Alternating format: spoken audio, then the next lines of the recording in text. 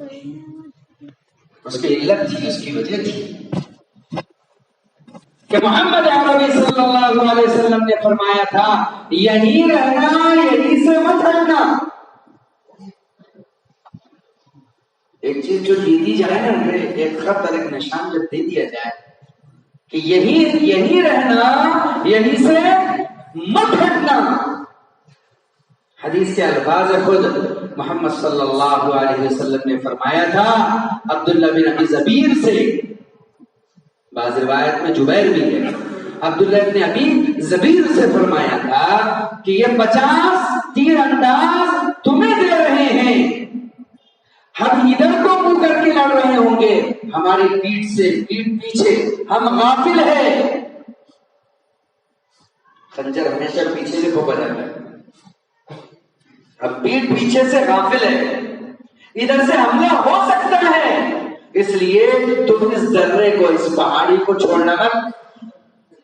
اور سنو، کب تک نہیں؟ جب تک ہمیں فتح نہیں ہو جائے۔ ہاں، اگر تم یہ دیکھو کہ ہماری لاشوں کو چیل کوے نوچ کر کھا رہے ہو، تب بھی تم اپنی جگہ چھوڑ کر آنا مت۔ اطاعت بڑی چیز ہے۔ جب رسول اللہ کا منشا ٹوٹا اور اجتہاد سے ٹوٹا، صحابہ کی غلطی بھی نہیں کہیں گے اس کو، صحابہ کی خطا بھی نہیں کہیں گے، اجتہاد سے، بلکہ رائے مشورے سے، کہ جب مسلمانوں کا پلہ بھاری پڑ گیا، اللہ نے غلبہ دے دیا، میدان خالی ہو گیا، مد مقابل پیٹ پھیر کر بھاگ پڑے اور مال غنیمت سمٹا جانے لگا، تلواریں اور ڈھالیں کٹھی کی جانے لگی، بتکے ہوئے گھوڑوں اور کھچروں کو جمع کیا جانے لگا، تو ان 50 تیر سواروں نے اپنے امیر سے کہا، کس سے کہا؟ اپنے امیر سے کہا کہ امیر صاحب، اللہ کے نبی نے ہماری جماعت پر آپ کو امیر بنایا ہے، فتح تو ہو گئی، حق و باطل کا امتیاز اور فیصلہ ہو چکا، اس لیے اب ہم نیچے اتر جائیں، مال غنیمت سمیٹنے والوں کے ساتھ کام میں ہاتھ بٹاویں۔ عبداللہ بن زبیر نے فرمایا حاشا وکلا، کہا ہرگز نہیں، اللہ کے نبی پاک علیہ الصلوۃ والسلام نے کہا تھا کہ ہمیں فتح ہو یا نصرت، جیت ہو یا ہزیمت، کوے اور چیل اگر ہماری ناشوں کو نوچنے لگے تو تم اس پہاڑی کو چھوڑنا مت۔ تو ساتھیوں نے اجتہاد کیا امیر کے فیصلے کے خلاف، ایک دو لوگوں نے نہیں کرے تھے، کتنے تھے؟ 40۔ کتنے لوگ ایک طرف ہوئے تھے؟ بڑی تعداد تھی۔ اب یہ بولنا کہ امیر کے ساتھ 10 ہی تو لوگ رہ گئے، بے شک امیر کے ساتھ ابھی 10 لوگ رہ گئے ہیں، صرف قلیل جماعت رہ گئی ہے، لیکن امیر کے ساتھ اللہ کے رسول کا منشا بھی تھا، امیر کے ساتھ اللہ کی قدرت کا منشا بھی تھا، جسے یہ 40 لوگ نہ سمجھ سکے۔ 40 لوگوں نے اپنی رائے ملائی اور اپنی رائے ملا کر کے ان سے الگ ہوئی، حالانکہ بڑی تعداد ہے۔ انہوں نے کہا نہ، ہمیں تو جیسے ہمارے رسول صلی اللہ علیہ وسلم نے کہا ہے کہ یہاں سے ہٹنا مت، نہ ہم نے ڈالیاں بدلی، نہ ہم نے آشیاں بدلا، نہ ہم نے میر ہی بدلا اور نہ کارواں بدلا، ہمارا کارواں بھی یہی رہے گا، ہمارا امیر بھی یہی رہے گا، ہمارا آشیاں بھی رہے گا، ہمارا محل بھی یہی ہوگا، ہمارا مرکز بھی یہی ہوگا، ہم تو منشے سے چلیں گے امیر کی۔ اللہ کے نبی نے کہا ہٹنا نہیں، ٹھیک ہے آپ جاؤ آپ کی سمجھ سے، انہوں نے کہا کہ نہیں ہو گیا نا سر، ان کی بات بھی ظاہر میں غلط ہو تو گیا ہے، فیصلہ ہو گیا، اب ہمیں اتر جانا چاہیے۔ انہوں نے کہا نہیں، منشا یہ نہیں ہے، منشا الگ ہے، منشا تمہارا عمل جائز لیکن اللہ کے نبی کا منشا یہ نہیں ہے۔ چنانچہ وہ جیسے 40 اترے، جیسے ہی 40 اترے اور ٹیلا خالی دکھا، ٹیلا خالی دکھا۔ دشمن کا مزاج ہوتا ہے جب وہ مسلمانوں کی جماعت کو قلیل دیکھتا ہے تو حملہ آور ہوتا ہے۔ دشمن موقع کی طاق میں اور گھات میں ہوتا ہے، جب وہ دیکھتا ہے کہ اب یہ تنے تنہا رہ گئے ہیں، یہ ان کی کمزوری کا وقت ہے، اب ان پر حملہ کر دیا جائے۔ باطل اس سے پہلے حملہ نہیں کرتا، دھیان رکھنا۔ تاریخ چاہے سورج کے طلوع ہونے تک پہنچ جائے کل کی، لیکن سسٹم باطل کا یہی چلے گا، وہ تمہیں جب کمزور دیکھے گا تبھی تم پر حملہ آور ہوگا۔ اللہ کے نبی علیہ السلام دنیا سے رخصت ہو گئے، آپ کے دنیا سے رخصت ہونے کے بعد ابوبکر صدیق رضی اللہ تعالیٰ عنہ کا، عمر خطاب کا، حضرت عثمان غنی رضی اللہ تعالیٰ عنہ کا زمانہ جو بیتا ہے وہ میں تاریخ ہے 24 سال۔ اللہ اکبر۔ جب حضرت علی رضی اللہ تعالیٰ عنہ امیر بنے تو روافظ پیدا ہو گئے تھے، خوارج پیدا ہو گئے تھے، کتنے فرقوں نے جنم لے لیا تھا، الگ الگ چاہتے عقیدے رکھنے والے حضرت علی کے زمانے میں آ گئے تھے، حضرت علی کے زمانے میں ہی آ گئے تھے۔ تو حضرت علی رضی اللہ تعالیٰ عنہ سے اس زمانے میں ایک مسئلے پر امیر معاویہ الگ ہو گئے تھے، عثمان غنی رضی اللہ تعالیٰ عنہ کے قاتلین عثمان کا قصاص بدلا۔ حضرت امیر معاویہ نے فرمایا وہ میرے رشتہ دار ہے، اس لیے ان کے قتل کا پہلے بدلہ لیا جائے۔ حضرت علی نے فرمایا تم بیعت کرو تو میرے پاس پاور آئیں گے، میں بدلہ لوں گا، یہ اپنی جگہ سے اور اپنی جگہ سے۔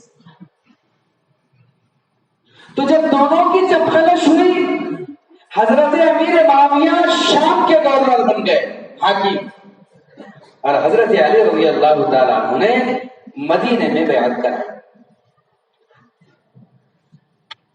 یہ کمزوری دشمنوں نے بھاپی۔ غسان کا بادشاہ جبلہ غسانی، وہ زمانے سے مرکز دین مدینہ المنورہ کو حاصل کرنے کا اچھک تھا، چاہت مند تھا۔ اس نے دیکھا اب مسلمانوں کی طاقت بڑھ گئی، کچھ ادھر ہو گئے کچھ ادھر ہو گئے، اور سب کا دھڑکتا ہوا دل اسلام کا مرکز کون ہے؟ مدینہ المنورہ ہے۔ حضرت علی بے سر و سامہ ہیں ابھی، ایسے موقع پر حضرت علی رضی اللہ تعالیٰ نئے نئے امیر بنے ہیں، خلیفہ بنے ہیں امت کے، لیکن توڑ ہو گیا ہے، اس لیے ابھی کمزور ہے۔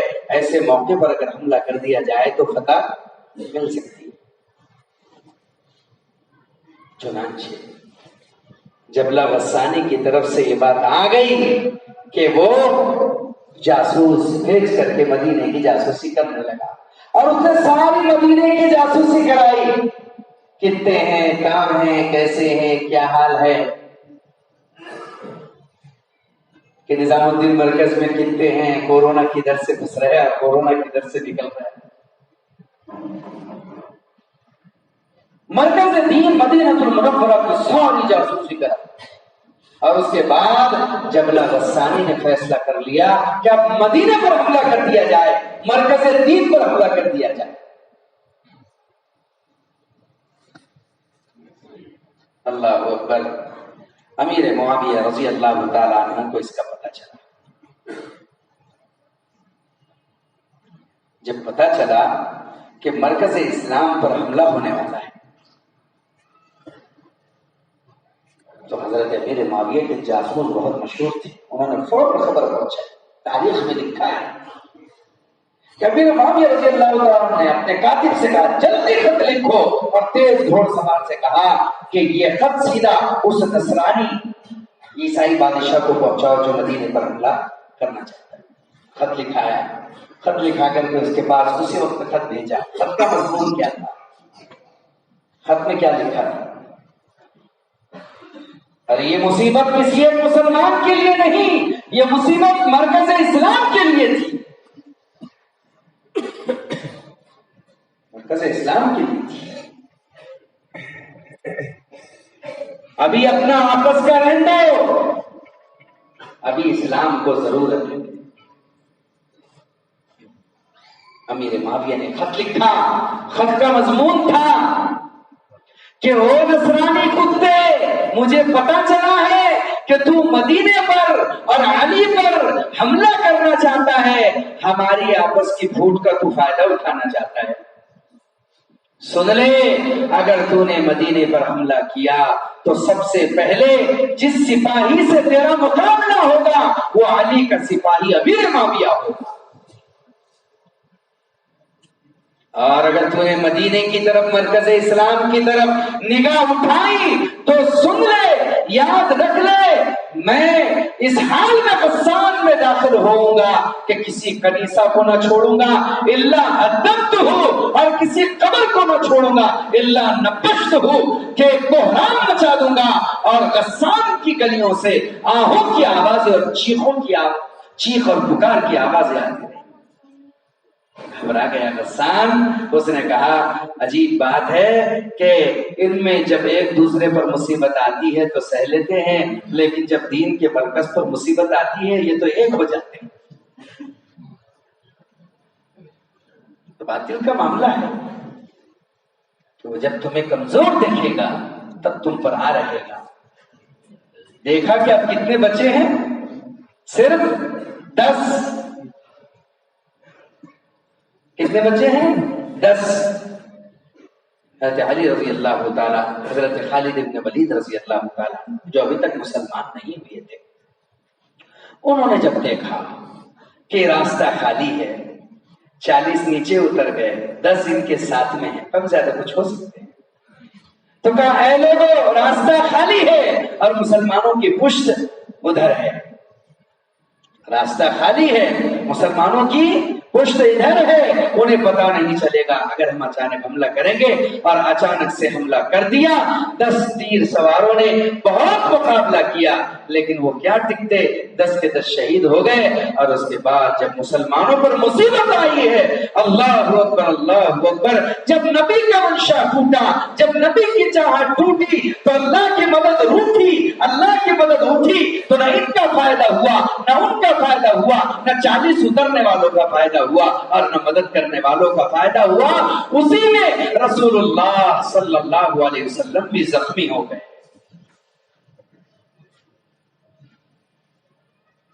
رسول اللہ صلی اللہ علیہ وسلم کا مبارک دانت اسی میں شہید ہوا ہے،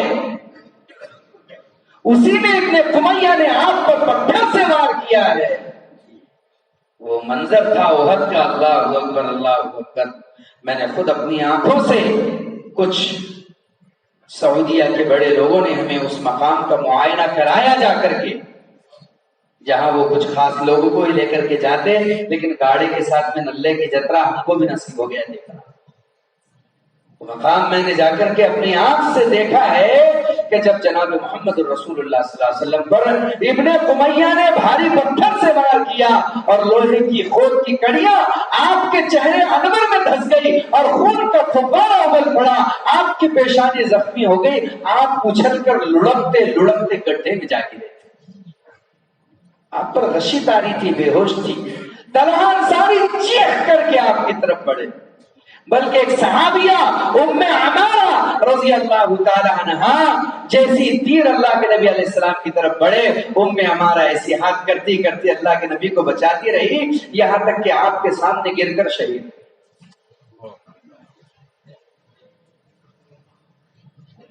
دو صحابی فوراً دوڑے حضرت طلحہ کے ساتھ اللہ کے نبی علیہ السلام کو اٹھانے کے لیے اس گڑھے کی طرف جہاں آپ کی پیشانی زخمی اور خود کی کڑیاں آپ کے چہرے میں گھسی ہوئی، اللہ اکبر۔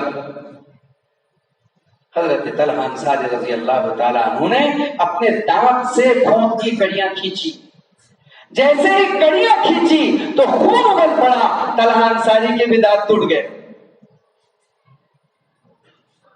اور اللہ کے نبی علیہ السلام کا بھی ایک دندان زمین پر گر گیا۔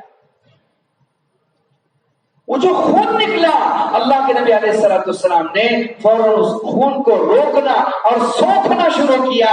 تو حضرت طلحہ نے کہا آقا اس خون کو بہہ جانے دیجئے، اس میں لوہا لگ گیا ہے، زہریلا خون ہے۔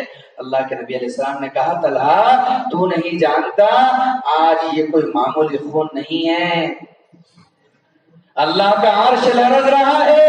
اے طلحہ اگر اسے خون کی بوند بھی زمین پر گر جائے گی عرش والے کو جلا جائے گا، اور میرا اللہ ڈر ہے میری امت کو آسمانوں پر اٹھا کر زمین پر نہ پٹک، میں خون نہیں گرنے دے سکتا۔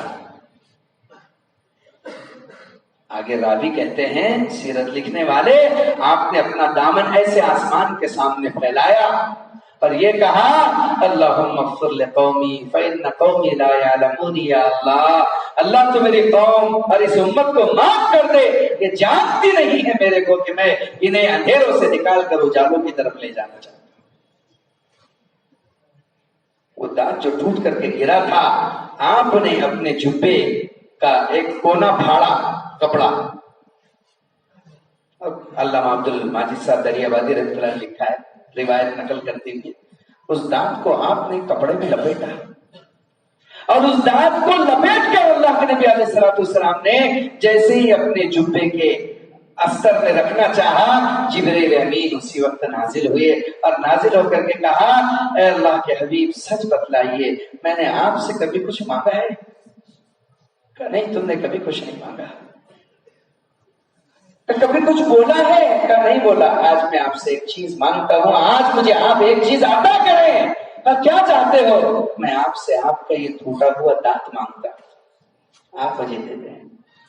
اللہ کے نبی نے کہا لا یا جبرائیل لا ہوتی قسم، ایسے نہیں ہو سکتا کہ میں تمہیں دانت دے دوں، تم کیا کرو گے؟ کہ میں اسے اپنے تاج میں لگاؤں گا کہ سرور انبیاء علیہ السلام کا یہ دانت مبارک جو اللہ کے دین کے لیے ٹوٹا ہے وہ میرے سر کے تاج کی زینت بنے گا، دے دیجئے۔ کہ نہیں جبرائیل نہیں دے سکتا۔ آقا آپ کیا کریں گے؟ کہا میں اس دانت کو سنبھال کر کے حشر تک لے کر کے جاؤں گا، محشر میں اپنے رب کے سامنے اس دانت کو لے کر کے کھڑے رہوں گا، اور جب میں دیکھوں گا کہ میرا اللہ میری امت سے خفا ہے، میری امت سے ناراض ہے اور ڈر ہے کہ جہنم کا فیصلہ کر دے، اور میرا اللہ میری امت سے کہے اے امت محمد تو نے میرے حکموں کو توڑا ہے، جا نظر جہنم ہو جا، اس وقت میں اپنا دانت پیش کروں گا اور کہوں گا میرے اللہ میری امت نے تو میرا دانت توڑ دیا تھا، میں نے معاف کر دیا، تو بھی معاف کر۔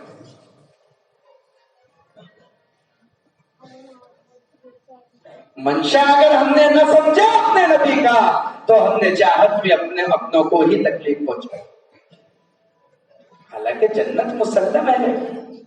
منشا چاہت،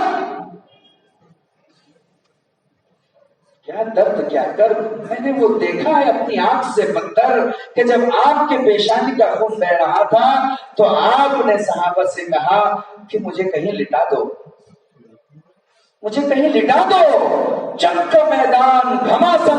تو صحابہ نے اپنے پیٹوں کی ایک دیوار بنائی تھی اللہ کے نبی کے لیے جانے کے لیے کہ آپ کو احد کے پہاڑ میں کسی جگہ پر محفوظ رکھا جائے، بہت خون جا رہا ہے پیشانی سے، آپ کی دندان مبارک شہید ہو گیا ہے، منہ میں خون بھر گیا تھا آپ صلی اللہ علیہ وسلم، کہیں تھوڑا لٹایا جائے آپ صلی اللہ علیہ وسلم کو۔ تو صحابہ نے اپنے پیٹوں کی دیوار بنائی تھی کہ باطل اہل شرک مارے جا رہے تھے تیر، اور صحابہ پیٹ پر برداشت کرتے تھے اور اللہ کے نبی کو سامنے سے لے جایا جا رہا تھا، لیکن مجال تھا کہ کوئی تیر محمد الرسول اللہ کی طرف پڑ جائے۔ پروانے شمع پر نثار ہو رہے تھے، کائنات میں کسی نے بھی روئے زمین پر آج تک پروانوں کو اپنے شمع پر اس طرح قربان ہوتے ہوئے کبھی نہیں دیکھا، کبھی بھی۔ اللہ کے نبی علیہ السلام کو لے جایا گیا، آپ کو ओहद के पत्थर से एक टेकरी है वहां पर बिठाया गया और आपके लिए वहां पर कोई तकिया नहीं था कि आप वहां पर सर रख दे। अल्लाह अकबर। वो पत्थर आज भी मौजूद है। उस पत्थर ने अपने आप को अल्लाह की कुदरत से ऐसा मोम बना लिया था कि आज भी आप सल्लल्लाहु अलैहि वसल्लम का खून उसके चेहरे पर लगा हुआ है। आज भी वो खून मुबारक आप सल्लल्लाहु अलैहि वसल्लम का उस पत्थर के चेहरे पर। सरवर अंबिया के लिए वो पत्थर नम पड़ गया। रसूलुल्लाह आवाज दे, अल्लाह के रसूल को जरूरत हो, अब पत्थर नम न पड़े, कंकरियां कलमा न पड़े, ऐसा तो कभी नहीं हो सकता। रसूलुल्लाह ऐसा कभी नहीं हो सकता। सख्त सर्दी की रात में जनाब मोहम्मद रसूलुल्लाह सल्लल्लाहु अलैहि वसल्लम निकले इस हाल में कि आपको सही चलते न बन रहा था। आप बाहर निकले ही थे कि हजरत उमर रज़ियल्लाहु तआला अन्हु निकले तो कहा, हजरत उमर से अल्लाह के नबी अलैहिस्सलाम ने, या उमर मन अखरजका अन बैतिका, तुम्हें तुम्हारे घर से किसने बाहर निकाला? हजरत उमर ने कहा, अल्लज़ी अखरजका मिन बैतिका, जिसने आपको आपके घर से निकाला। अलजुउ या रसूल अल्लाह, भूख की शिद्दत बाहर निकाल लाई। इब्तिला इसे कहते हैं जो अल्लाह की चाहत पर हो, ना कि बंदे की मासियत पर हो। इनकी आज़माइश अल्लाह की चाहत पर थी, मासियत पर नहीं थी। हजरत अबू बकर भी निकले, हजरत उस्मान भी निकले, हजरत जुबैर भी आते हुए दिखे। 5-6 सहाबा, सख्त सर्दी की, अरब की सर्दी की रात, और रात का 1/3 12 बजे का हिस्सा गुजर रहा है और सब धूप से निढाल। तो अल्लाह के नबी अलैहिस्सलाम ने हजरत अली से कहा, ऐ अली, देखो तो सरा कितने तुम्हारे भाई ऐसे हैं जो भूखे हैं कि कई दिनों से इनके घरों में चूल्हा तक नहीं जला है। यही हाल इनका और यही हाल मेरा है। सर्दी के दिनों में अरब में खजूर नहीं हुआ करती दरख्तों पर। अल्लाह के नबी अलैहिस्सलाम ने हजरत अली से कहा, अली जाना तो सही, और वो जो दरख्त सामने खड़ा हुआ है खजूर का, उससे कहो कि मोहम्मद रसूलुल्लाह तुझसे कह रहे हैं कि तू हमारी आज मेहमान नवाजी कर। कहो जाकर के उससे। हजरत अली के दिल में जरा भी खटका ना आया। खजूर का मौसम नहीं है और सामने एक दरख्त खड़ा है, मेहमान नवाजी के लिए अल्लाह के नबी कह रहे हैं। दिल में शक नहीं है, खटका नहीं है। सीधे वहां पर चले गए हजरत अली अपनी चादर तान कर और कहा, मोहम्मद रसूलुल्लाह कह रहे हैं कि उनके साथी भूखे हैं, तू मेहमान नवाजी कर। अल्लाह की शान, रावी ने हाल लिखा है, हदीस के अल्फाज नहीं, हाल लिखा है कि वो बेचो ताब खा रहा है और अल्लाह की तरफ मुतवज्जे होकर कह रहा है, ऐ अल्लाह, आज अगर मैं तेरे नबी को कुछ न दे सका तो जिंदगी में खजूर के दरख्त से कोई मोहब्बत न करेगा। पत्ते से पत्ते टकराने लगे और रावी कहते हैं हजरत अली की चादर खजूरों से भर गई। रसूलुल्लाह बुलाए तो कौन ना जाए, रसूलुल्लाह मांगे तो कौन ना दे, रसूलुल्लाह कहे तो कौन ना करे। मंशा कायनात के जर्रे जर्रे ने समझा था, अगर मंशा नहीं समझा है तो हमने नहीं समझा। जब रसूलुल्लाह सल्लल्लाहु अलैहि वसल्लम के मंशे के खिलाफ जरा सा होता है तो नुसरत और मदद अल्लाह की उड़ जाती है, जिसमें तकलीफ खुद रसूलुल्लाह सल्लल्लाहु अलैहि वसल्लम को भी पहुंच जाती है। मेरे भाइयों, मेरे अजीजों, मेरे दोस्तों, इसलिए हर अमल में अल्लाह का मंशा देखना है, हर अमल में रसूलुल्लाह का मंशा देखना है। अल्लाह के नबी अलैहिस्सलाम ने फरमाया, जैसे कि आप हजरात ने हदीस सुनी, आपने फरमाया, ला यज़ालु ताइफतुम मिन उम्मती मंसूरीन अलल हक, कि मेरी उम्मत में एक जमात ऐसी जरूर होगी कि अल्लाह की तरफ से हक की ताईद उसके साथ होगी। ला यदुर्रु मन खज़लहुम, और उन्हें जलील करने की कोशिश करने वाला कभी नुकसान नहीं पहुंचा सकेगा, नहीं पहुंचा सकेगा। اللہ رے اللہ، اللہ رے اللہ، کیا جو ہے ٹی ویوں پر اور کیا ٹیلی ویژن پر، کیا خبروں میں اور کیا واٹس ایپ پر، اللہ اللہ اللہ اللہ، corona corona corona corona corona corona. بیچاری جماعتیں ادھر بھاگ رہی، کبھی ادھر بھاگ رہی، کبھی ادھر کبھی ادھر، کیا حوال تھے، کیا دورانا، کیا حوال تھے، کیا دورانا۔ اللہ کی راہ میں لوگوں نے آنکھ کھو دی ہے، کیا کریں؟ جب زمانے نے میرے خون پر تہمت وبا رکھی، جب زمانے نے میرے خون پر تہمت وبا رکھی، تو میرے رب نے اسی خون میں اس کورونا کی شفا رکھی۔ سوچتے تھے ہم اب کیسا ہوگا، حالات حلق تک آ گئے،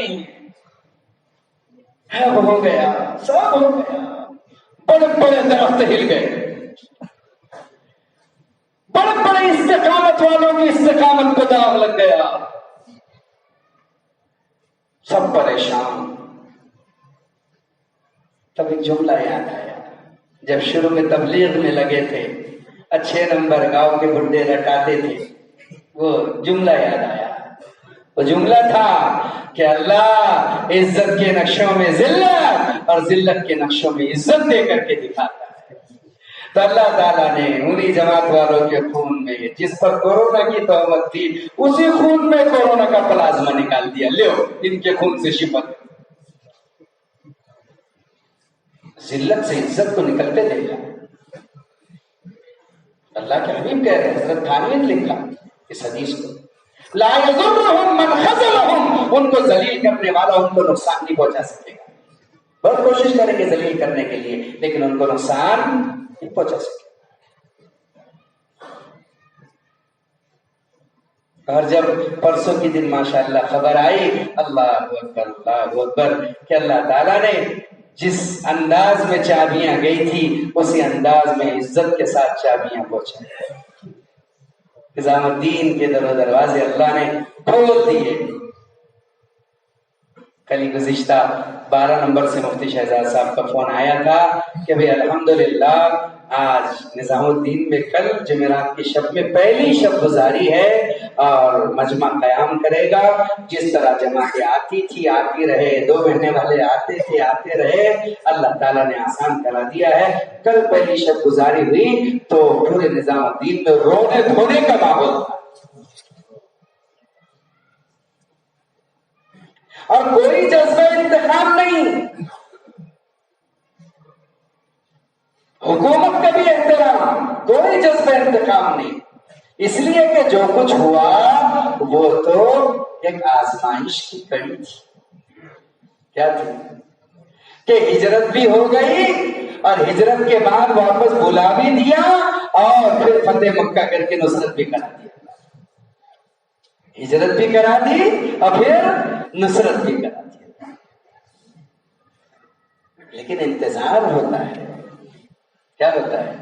انتظار ہوتا ہے، اور صبر کیسا؟ صبر ایسا کہ دنیا پوری ٹوٹ جائے لیکن زبان سے ایک لفظ نہ نکلے۔ صبر کیسا؟ صبر ایسا کہ پوری دنیا ٹوٹ جائے لیکن زبان سے ایک لفظ نہ نکلے، ایک لفظ نہ نکلے، نہ اپنوں کے خلاف نہ پرایوں کے خلاف۔ اسی کا نام میرے عزیزو صبر ہے۔ یہ سبق ہے ہم میں سے، تم میں سے ہر ایک کے لیے، اپنے بڑوں کا، کہ اگر حالات آ جائیں تو کسی کی مخالفت میں کچھ نہ کہے، نہ کرسیوں سے، نہ ممبروں سے، اور نہ ہی تو کسی اور راستے سے۔ ہمارا کام انتقام نہیں ہے، ہمارا کام بدلہ نہیں ہے، اس لیے ابتلا تو ہوگی، ابتلا ہوگی۔ ہم میں سے اگر کوئی اس حال میں اس راستے میں چلنا چاہتا ہے کہ میٹھا میٹھا ہاتھوں کڑو کڑو تھو تھو، تو وہ مدعین ہے، دین کا کام کرنے کے لائق نہیں ہے۔ کہ ہم اللہ کے راستے میں چلے یعنی ہنگ لگے نا پھٹکری، رنگ آئے چوکھا، جان مال کی قربانی بھی نہ ہو، وقت کی قربانی بھی نہ ہو، اور اعلیٰ درجے کا میں تبلیغی، ایسا نہیں ہوتا۔ تبلیغ کا معاملہ ہی محنت ہوگا۔ بھائی اس کام کو تو بدنام ہو کے کرنا پڑے گا، اس کام کی نیک نامی اس کام کے لیے بدنام ہونے میں ہے، اس کام کی نیک نامی اس کام کے لیے بدنام ہونے میں ہے۔ کون بدنام نہیں ہوا اس کام کے لیے؟ کون بدنام نہیں ہوا؟ سب سے پہلے انبیاء کو بدنام کیا گیا، اور کہاں تک؟ اللہ اکبر اللہ اکبر۔ یاد رکھو میرے بزرگوں، ہم میں سے جو بھی اس دین کے لیے اللہ کی طرف سے بدنام ہوگا، اللہ ہی اس کی عزت کا اعلان بھی فرمائے گا۔ اس کی عزت کا اعلان کون فرمائے گا؟ اللہ ہی۔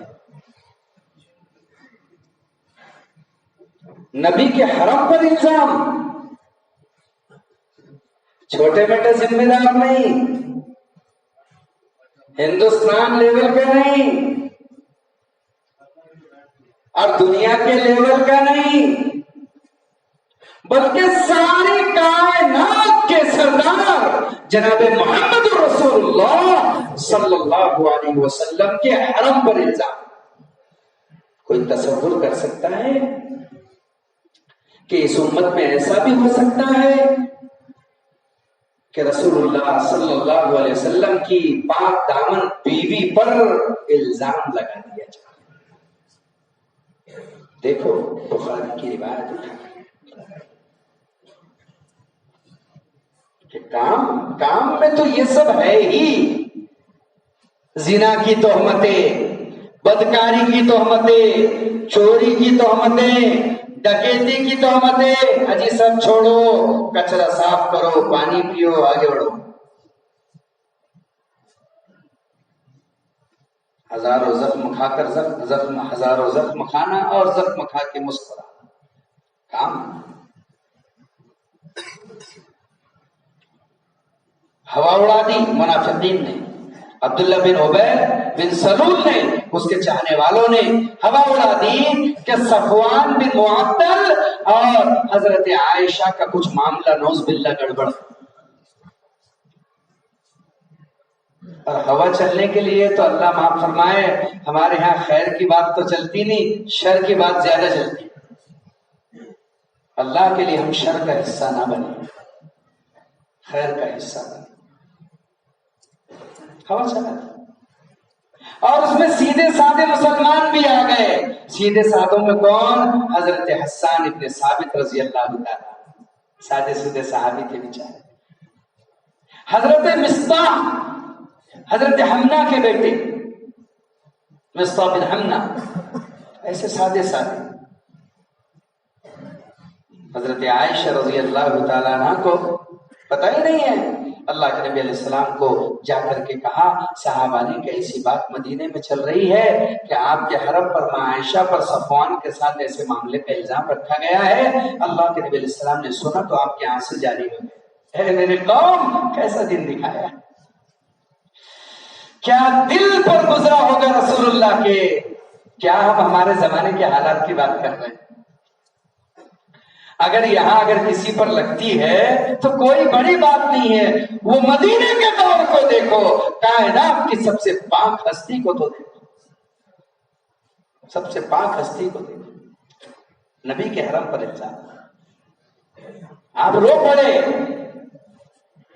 رونے کا اثر یہ تھا کہ آپ حضرت عائشہ کے قریب نہیں جا سکے، سلام کلام کرتے، خیر خیریت پوچھتے، اس میں ماں عائشہ کی طبیعت خراب ہو گئی، ناساز ہو گئی۔ عائشہ نے فرمایا کیا بات ہے، اللہ کے نبی صلی اللہ علیہ وسلم کا مزاج بدل گیا ہے، بات نہیں کرتے آج کل سے، کیا بات ہے؟ اللہ کے نبی علیہ السلام کبھی بریرہ کو بلا کر پوچھتے ہیں کہ بریرہ تم خادمہ ہو عائشہ کی، ایسی ایسی بات مدینے میں چل رہی ہے۔ بریرہ کہہ رہی ہے قسم اللہ کی، اتنی پاک باز بیٹی اللہ نے کسی کے گھر میں پیدا نہیں کی ہے رسول اللہ۔ وہ تو بیچاری اتنی سادی ہے کہ وہ بیچاری آٹا گھون کر کے سو جاتی ہے تو بکری کئی مرتبہ آٹا کھا کے چلی جاتی ہے، اس کو تو کچھ پتا نہیں۔ حضرت عائشہ رضی اللہ تعالیٰ عنہ کی والدہ ام رومان ملنے کے لیے آئی تو کہا اللہ کے نبی سے ماں عائشہ نے کہ میں اپنے ماں کے یہاں جانا چاہتی ہوں، آپ نے اجازت دی تھی؟ پتا ہی نہیں ماں عائشہ کو کہ کیا آگ لگی ہوئی ہے ادھر، پتا ہی نہیں۔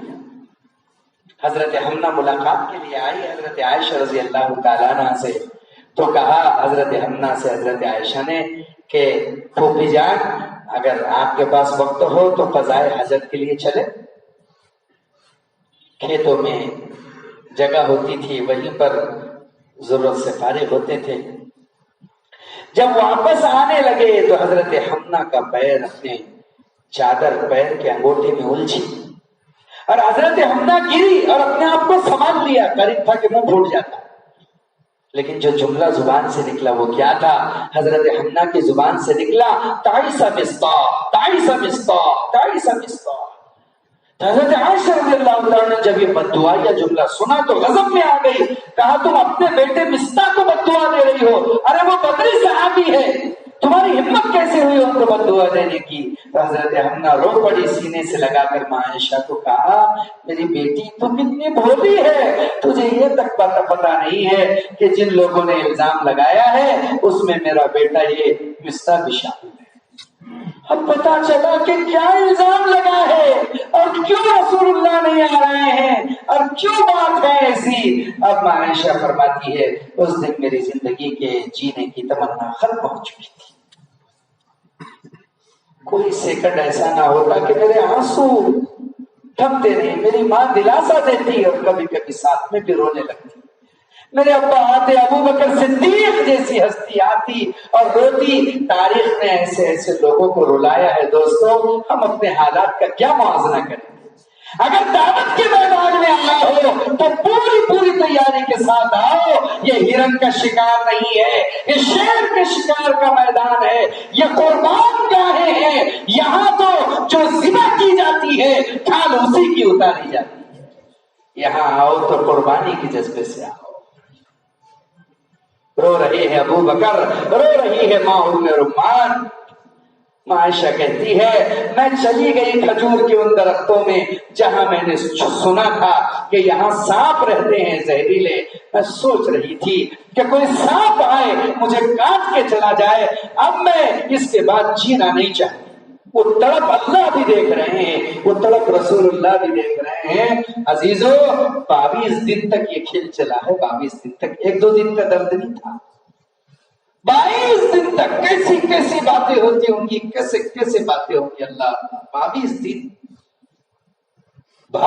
دن کے بعد اللہ رب العزت کو اپنی لاڈلی بنٹی پر پیار آیا۔ قرآن میں اللہ نے سورہ نور میں 18 آیتیں اس بیٹی کے پاک دامنی پر اتاری تھی، 18 آیت۔ قیامت تک آنے والے اے انسانوں سن لو کہ محمد رسول اللہ کا حرم کل بھی پاک تھا، آج بھی پاک ہے، یہ منافقوں کی لگائی ہوئی تہمتیں تھی، اور اللہ نے حکم دیا ایسے ہی نہیں، جس نے بنیاد ڈالی ہے اس کو 80 160 کوڑے مارو، اور جو باتوں میں آ کر تہمت میں شریک ہوئے ہیں ان کو 80 کوڑے مارو، لگائے گئے۔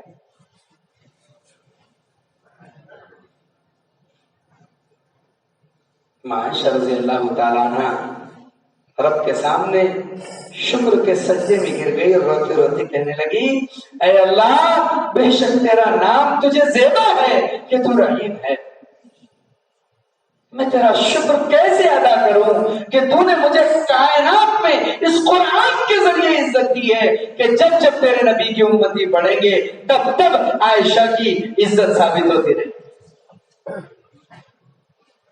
لیکن ایک درد تھا کہ جس امت کو اندھیروں سے نکالنے کے لیے اجالوں کی طرف لانے کے لیے نبی آئے ہیں اسی امت کے فرد نبی کے حرم پر الزام لگا، درد تھا ماں عائشہ کو، درد تھا۔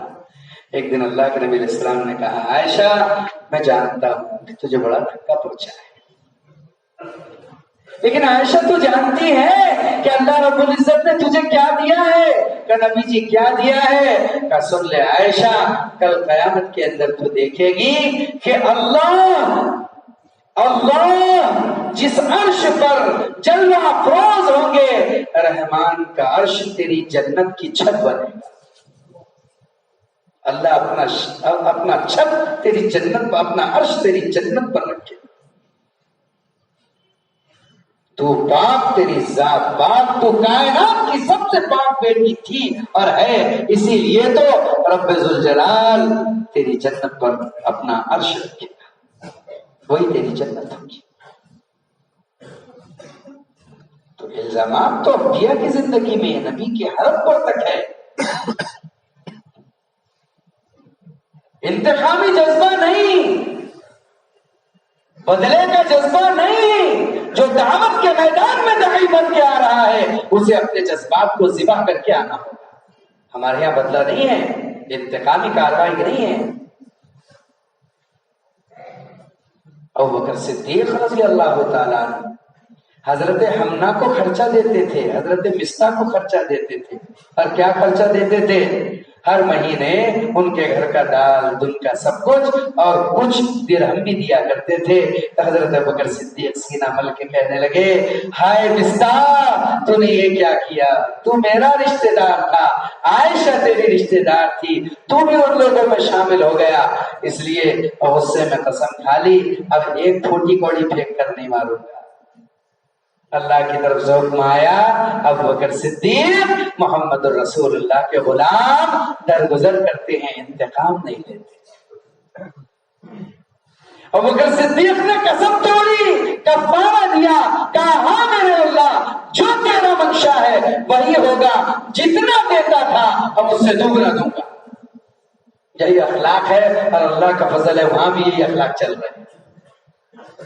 جتنا اکرام تھا اس سے دوگنا اکرام۔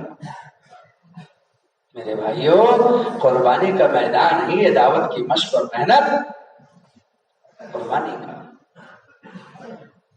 حضرت موسیٰ علیہ السلام پر تہمت، مال والے مال کا استعمال کر لیتے ہیں اور تہمت کے لیے لگا دیتے ہیں۔ قارون کے پاس مالوں کے ڈھیر تھے، اموال کے خزانے تھے، جب دیکھا حضرت موسیٰ علیہ السلام کی محنت نہ رکتی نہ تھکتی بنتی ہے تو ایک عورت کو پیسے دے کر کے تیار کیا، وہ لے کر کے آئی، اور جہاں حضرت موسیٰ علیہ السلام بیان کر رہے تھے مجمع میں، آ کر کے دوران بیان کہا، او نبی موسیٰ، اپنی بات اپنی جگہ رکھو، مجھے یہ تو بتاؤ کہ اس بچے کا کیا؟ حضرت موسیٰ علیہ السلام نے کہا، اس بچے کا کیا؟ کہا یہ تمہارا بچہ ہے۔ اللہ اکبر، یہ جملہ کہنا تھا کیا قارون نے بات اٹھا دی، حالانکہ رشتہ دار تھا، چچا زادی تھا۔ دیکھو دیکھو دیکھو، یہ نبی بنتے ہیں، یہ باغباز بنتے ہیں، یہ پارسا بنتے ہیں، ان کی کیفیت تو یہ ہے۔ حضرت موسیٰ علیہ السلام نے کہا، رکو رکو، ٹھہرو ٹھہرو، جلال تو جلال تھا۔ کہا، اے عورت، میں تجھے قسم دیتا ہوں زمین و آسمان کے پیدا کرنے والے رب کی، سچ بات بتا دے، یہ اولاد کس کی ہے، یہ بچہ کس کا ہے؟ بچے نے منہ میں انگلی رکھ کر کے کہا، میرا باپ کھلا چرواہا ہے۔ یہ عورت جھوٹ بولتی ہے، عورت نے کہا یہ بچہ سچ بولتا ہے۔ میرے عزیز و بزرگ اور دوستو، اس کام میں تو بے پرواہ ہو کر کے چلنا پڑتا ہے۔ لا یخافون لومۃ لائم، ملامت کرنے والوں کی ملامت کا خوف کرتے ہوئے نہیں۔ یہ قربان گاہیں ہیں، یہاں تو قربانیوں سے چلنا ہوگا، اور قربانیوں سے ہی اللہ کی مددیں اترے گی، اور قربانی دینے والوں پر اللہ کی مدد اترے گی۔ اس لیے اللہ اور اس کے رسول کا منشا اس امت کے لیے کیا ہے؟ قربانی۔ وہ قربانی کیا ہے؟ فقیہ ابواللیث سمرقندی رحمۃ اللہ علیہ کی تنبیہ الغافلین پڑھ رہا تھا، بڑی عجیب تفسیر کی ہے انہوں نے اس آیت کی، کنتم خیر امۃ اخرجت للناس تأمرون بالمعروف وتنہون عن المنکر، بڑی عجیب تفسیر کی۔ حضرت عمر بن خطاب رضی اللہ عنہ کے اقوال نقل کیے، اس میں یہ لکھا ہے کہ تم اللہ کے یہاں لوح محفوظ میں بھی خیر امت تھی، تم اب بھی خیر امت ہو اور لوگوں کے لیے تم بھلائی اور نفع رسانی کے لیے نکالی گئی ہو. اور فرمایا اگر تم لوگوں کو امر بالمعروف نہی عن المنکر کرنے کے لیے نہ نکلو گے تو تم سمجھ لینا تم اس آیت کی فضیلت میں شامل نہیں ہو. نکلنا ہی پڑے گا، نکلنا ہی پڑے گا. جب قربانی کے بڑے بڑے حصے انبیاء کو ملے ہیں تو ہمیں قربانی کا ذرہ تو ملنا چاہیے. بغیر محنت و مشقت کے دین نہیں پھیل سکتا. یہ سارے مجمع کو پھیلنا پڑے گا عالم میں. کہاں پھیلنا پڑے گا بھائیو؟ یہ مجمع پھیلے گا تو دین پھیلے گا. مجمع اگر جگہ پر رہے گا تو دین جگہ پر رہے گا. ایک مرتبہ حضرت جی مولانا الیاس صاحب رحمۃ اللہ علیہ کا ملفوظ ہے، آپ دیکھیے گا. آپ نے فرمایا اے میرے ساتھیوں مجھے ذرا سونے کا زیادہ موقع دیا کرو. مولانا الیاس صاحب نے فرمایا ساتھی سے ایک دن مجھے ذرا سونے کا زیادہ موقع دیا کرو. آج کل اللہ کے کرنے سے مجھے خواب میں اللہ کام کی باتوں کا الہام کر رہا ہے اور یہ کام بھی مجھے خواب ہی میں ملا ہے. میرے دوستو میں تمہیں کیا بتاؤں، اور یہ سب فرمایا میں تمہیں کیا بتاؤں کہ خواب میں مجھے اس آیت کی تفسیر الہام ہوئی ہے. کون سی؟ کنتم خیر امت اخرجت للناس. فرمایا وہ یہ کہ گویا اس آیت کی تفسیر یہ بتلا رہی ہے جیسے بھٹکے ہوئے لوگوں کو راہ دکھانے کے لیے اللہ نے نبیوں کی جماعت نکالی. نبیوں کے بعد بھٹکی ہوئی امت کو راہ راست پر لے جانے کے لیے اللہ نے تمہاری جماعت. اس لیے تمہیں نکلنا ہوگا. بیٹھے جگہ پر تم امت کو راہ راست پر نہیں لا سکتے، تمہیں نکلنا ہوگا. اس لیے حضرت فرماتے ہیں کہ اس امت کا عروج ہی اس کا خروج ہے. کیا ہے؟ اس امت کا عروج ہی اس کا خروج ہے. ورنہ شادی بھی بے رنگ ہو جاتی ہے اگر رخصتی رک جاتی ہے. شادی شادی شادی شادی کیا دلہن رخصت ہوگی شادی، لیکن شادی جب ہو گئی سب کھانا وانا کھا کے چلے گئے، ماشاء اللہ بڑا اچھا مجمع تھا، بڑا اچھا کھانا تھا، بڑا اچھا دستر تھا، سب کچھ تھا، لیکن پتا چلا دلہن کی رخصت نہیں ہوئی تو لوگ بولیں گے ایسی کیسی شادی ہے. مقصود ہم میں سے ہر ایک کی اس کے گھر سے رخصتی ہے. کس کے لیے؟ اللہ کے لیے. کس کے لیے؟ اللہ کے دین کے لیے. مقصود یہ جب تک ہم اپنے قدموں کو اٹھا کر اپنی ذات کو لے کر اللہ کے راستے میں چلیں گے نہیں، پھریں گے نہیں، محمد رسول اللہ صلی اللہ علیہ وسلم کی وہ سنت جو سب سے بڑی سنت دعوت ہے وہ مکمل نہیں ہوگی. اس کے لیے قربانیاں دینی ہوگی، اس کے لیے آگے بڑھنا ہوگا. آدمی اپنے مال کے بارے میں کیا سوچے، آدمی اپنے جان کے بارے میں کیا سوچے؟ سب سے پہلی سوچ آدمی کی یہ بننا چاہیے کہ میرا مال اس کا سب سے اچھا مصرف اللہ کا راستہ. کیا سوچے بھائی؟ اللہ کا راستہ. میری جان سب سے اچھا اس کا مصرف اللہ کا راستہ. صحابہ نے اپنی جان کو، اپنے مال کو، اپنی عزت کو، اپنی آبرو کو بالکل اللہ کے لیے بے پرواہ کر دیا تھا. اس لیے اللہ رب العزت نے ان کی جان اور ان کی مال اور ان کی عزت اور ان کی آبرو پر جنت کا ٹھپا لگا دیا تھا. ان اللہ اشتری من المؤمنین انفسهم واموالهم بان لهم الجنہ. صحابہ کا بچہ بھی ہاتھ اٹھاتا تھا، صحابہ کے لاڈلے بھی ہاتھ اٹھاتے تھے، منشا سمجھتے تھے، ایسی تڑپتی ہوئی تمنائیں تھی، ایسے دل کے اندر کے جذبات تھے کہ بس نکل جائے، اب بس فنا ہو جائے. خود رسول اللہ صلی اللہ علیہ وسلم نے فرمایا کہ میری تو تمنا یہ ہے کہ میں اللہ کے راستے میں جاؤں، شہید کر دیا جاؤں، پھر زندہ کیا جاؤں، پھر شہید کر دیا جاؤں، پھر زندہ کیا جاؤں، پھر شہید کر دیا جاؤں. 7 مرتبہ آپ نے فرمایا ثم احیا ثم اقتل ثم احیا ثم اقتل.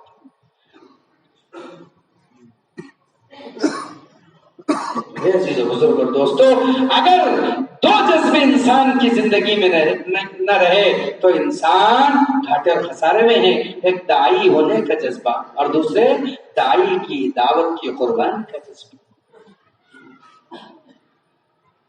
علامہ حبیب الرحمن صاحب کی تحریر میں پڑھ رہا تھا، اس میں حضرت نے یہ لکھا ہے، حضرت کے حوالے سے فرمایا کہ یاد رکھو اے لوگو، جہاں آخرت میں نماز روزہ صدقہ زکات سب کا سوال ہوگا، ان سوال میں ایک سوال یہ ہوگا کہ تم نے امر بالمعروف کیا تھا کہ نہیں عدل منکر کیا تھا کہ. آخرت کا سوال بتایا حضرت نے، تم نے کام کیا کہ نہیں کیا امر بالمعروف کرنے کا، نہیں عدل منکر کرنے کا. اس راستے کی برکت سے ساری دنیا کو ہوش آ رہا ہے. نشے سے سنبھل کر کے دنیا چلنا سیکھ رہی ہے. دنیا کا سدھار اس میں چھپا ہے، دنیا کی کامیابی، آخرت کی کامیابی اس میں چھپی ہے. اس لیے ہمارا کام کے عملے کا کوئی فرد ایسا نہ ہو جس کے 5 ماہ بیرون نہ لگے ہوں. کتنے بھائی ہو؟ 5 ماہ بیرون. مولانا الیاس صاحب رحمۃ اللہ علیہ تو نیت کراتے تھے باقاعدگی سے. کیا کراتے تھے؟ نیت کراتے تھے مولانا الیاس صاحب رحمۃ اللہ علیہ کہ بولو امریکہ کون جائے گا، اور بولو چین کون جائے گا، اور بولو جرمن کون جائے گا، اور بولو بیلجیم کون جائے گا. تو بیچارے بے باتی سامنے بیٹھے ہوئے، وہ کیا سمجھتے تھے امریکہ کس کو بولتے ہیں، چین کس کو بولتے ہیں، جرمن کس کو بولتے ہیں، اور جاپان کس کو بولتے ہیں. وہ تو اتنے سادے تھے کہ جب دیہاتوں سے جماعت لے کر تمہارے شہروں میں آئے اور جب وہ مسجد میں بیٹھے اور کسی نے پنکھا چالو کر دیا تو ساری جماعت مارے ڈر کے دیواروں کو چپک گئی کہ یہ کیا مصیبت ہے. اب وہ کیسے کرنا، تو ایک نے رومال نکالا، اسی کو شو کرنے لگا، بند ہو. تو اتنے سادے تھے.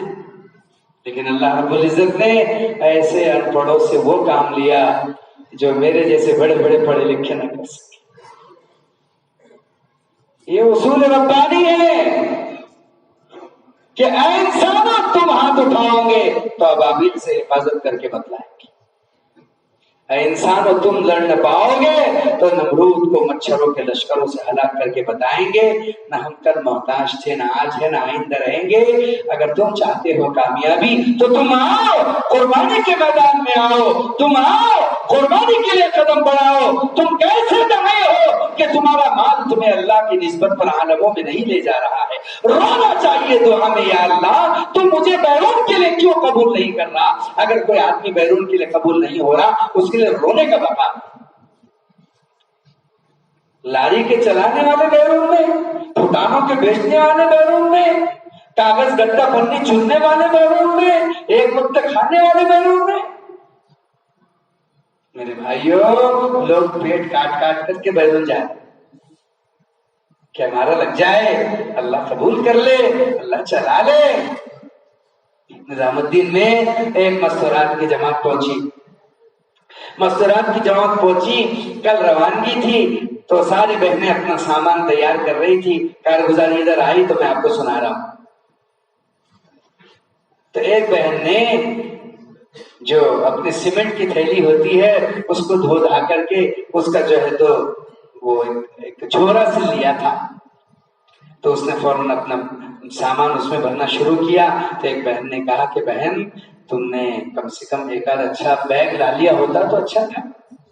تم کیا لے کر کے آئی ہو؟ سیمنٹ کی بوری، یہ اچھا نظر نہیں آ رہا ہے، ایک آدھ بیگ لا لیتے تو اچھا تھا.